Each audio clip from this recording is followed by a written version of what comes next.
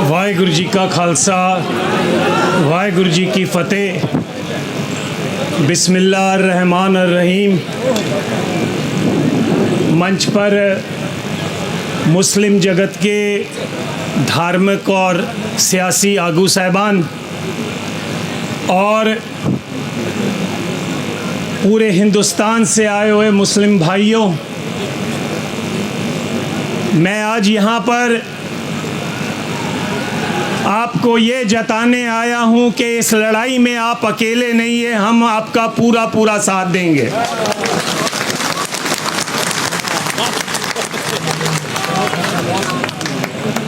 हिंदुस्तान की सरकार कोई भी हो, उसकी हमेशा ये कोशिश रही है कि मुसलमानों को, सिखों को, ईसाइयों को, सबको अक़लियतों के रूप में वो इकट्ठा कर अलग अलग करके तो अपनी लड़ाई जो लड़े।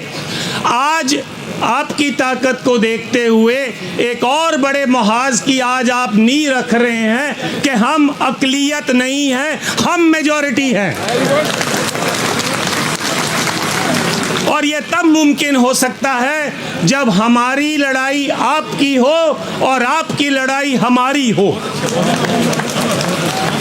ये तब हो सकता है जब वक्फ बोर्ड की ज़मीनें अगर बिहार में उठाई जाती हैं या कोई धक्का किया जाता है या यूपी में किया जाता है, तो पंजाब में से मुसलमान और सिख भाई वहाँ जाकर लड़ाई लड़ें और अपने जो है उनको बताएं कि ये हम बर्दाश्त नहीं करेंगे।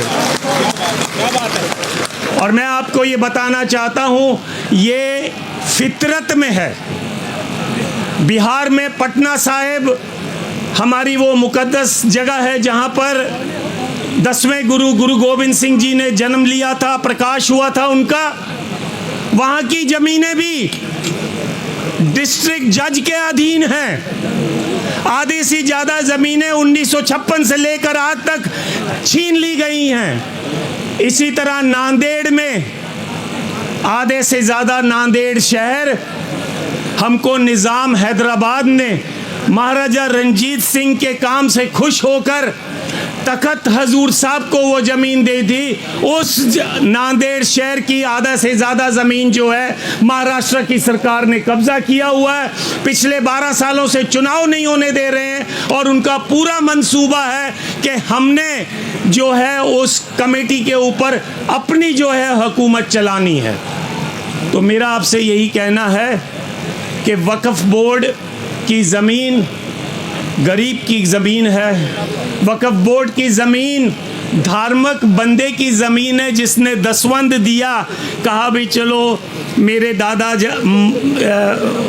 दुनिया छोड़ गए हैं, उनकी याद में मैं थोड़ी सी ज़मीन देता हूँ जहाँ पर कोई मदरसा खुल सके, जहाँ पर कोई अस्पताल बन सके। लेकिन सरकार को ये मंजूर नहीं है। सरकार आपका टेस्ट ले रही है, आपको इस टेस्ट में पास होना है और इस लड़ाई को केवल दिल्ली तक सीमित नहीं करना है, पूरे हिंदुस्तान के एक एक सूबे में लेके जाना है और यकीनी बनाना है कि ये जो धक्का है हम बर्दाश्त नहीं करेंगे। मेरी आपसे गुजारिश है, डॉक्टर इलियास साहब से, बाकी सारे जो सज्जन यहाँ पर बैठे हैं उनसे भी, इसको केवल एक दिन का धरना मत बनाओ। मैंने इनकी जो वीडियो टॉक सुनी है, इसमें इन्होंने कहा है कि जैसे किसान भाइयों ने 1 साल तक बॉर्डर पर लड़ाई लड़कर सरकार के घुटने लगा दिए थे। सरकार मान गई कि हमको बिल वापस लेना पड़ेगा।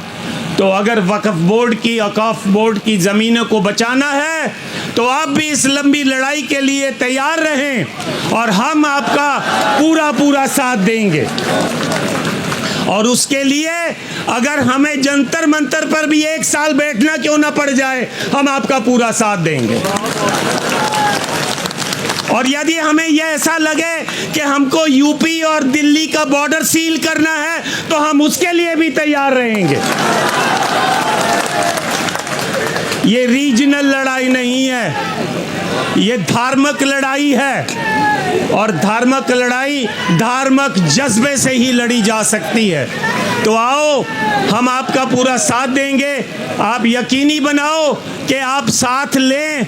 अगला मोर्चा अगर ज़रूरत पड़े तो मलेरकोटले में लगाओ, लुधियाना में लगाओ, और सारे हिंदुस्तान से जो मुसलमान भाई है वहाँ पर आए, और हम सिख भाई जो हैं वो भी रल मिलकर आपका पूरा वहाँ साथ देंगे और सरकार को एक मैसेज देंगे, मुसलमान की लड़ाई हमारी लड़ाई है और हमारी लड़ाई आपकी लड़ाई है। तुमने दलितों की ज़मीनें ली, हम चुप रहे, लेकिन हम चुप नहीं रहे, फिर भी दबी ज़बान में अपनी आवाज़ उठाते रहे। तुमने ट्राइबल्स की भी ज़मीनें छीन ली हैं। तुमने बम्बई के आसपास, बम्बई से लेकर पुणे तक जितनी भी ज़मीनें हैं ट्राइबल्स की, वो भी छीन ली हैं। लेकिन अब वक्त आ गया है, इनफ इज़ इनफ। अब बर्दाश्त नहीं होता। अब हम सब रल मिलकर हम ये यकीनी बनाएंगे कि अपनी ज़मीनें बचाएंगे। एक बार फिर पूरे जोश के साथ, जैसे सब आप इकट्ठे हो, बोलिए आप मेरे साथ, वक्फ बिल वापस लो, वक्फ बिल वापस लो, वक्फ बिल वापस लो। मुस्लिम, सिख, दलित, ट्राइबल एकता जिंदाबाद।